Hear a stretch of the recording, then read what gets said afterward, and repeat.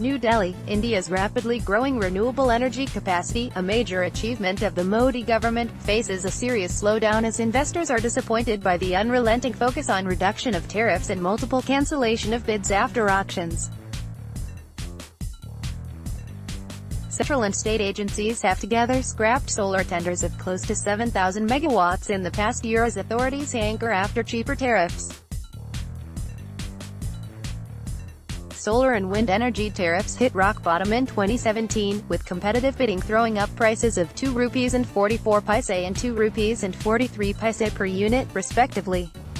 With tariffs from renewable energy sources having reached grid parity and becoming cheaper than thermally generated power, the government is now not ready to accept anything above ₹3 per unit. Following the multiple cancellation of bids before the letter of award is issued, the dependability of the issuing authorities has become questionable, executives told ET on condition of anonymity. The sanctity of power purchase agreements (PPAs) is gone. What is the point of conducting auctions when you are cancelling tariffs even within the range of what the government has allowed? Asked the executive of a solar company whose tender was recently cancelled.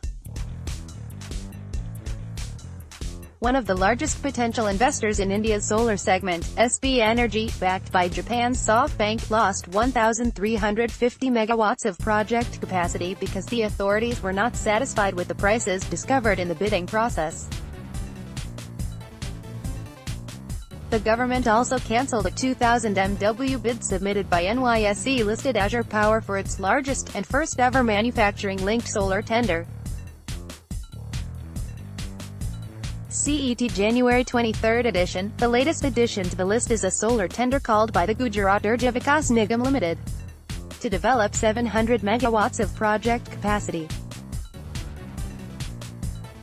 The tender, bagged by SB Energy, France's Engie and Finland's Fortum, was cancelled because the Gujarat government did not find the tariffs quoted between the range of ₹2.84 and ₹2.89 attractive. Global investors are disappointed that despite India's fantastic vision of 175 gigawatts capacity addition by 2022, the government is not able to align its policies with them, the executive of a leading renewable energy firm said.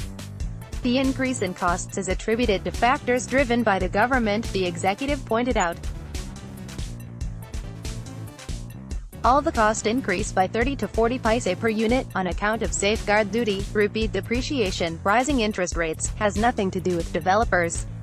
While the government focuses on tariffs, the quality of projects may be taking a hit. Nobody is looking at the quality and reliability of projects for 25 years, the duration of the PPA. They are only focusing on reducing tariffs, which will eventually come down anyway as technological advances are made, one of the executives said. Frequent tender cancellations, while damaging the sanctity of PPAs, are at the same time arbitrary and fuel disconnect between the industry and the government, experts said. The trend is damaging as it shows that Discom's tariff expectations are getting entrenched and removed from reality, said Vinay Rastagi, managing director at Bridge to India, a consulting and knowledge services provider and renewable energy market. India needs over $50 billion private investment to achieve the government's 175 gigawatts target, the Ministry of New and Renewable Energy has estimated.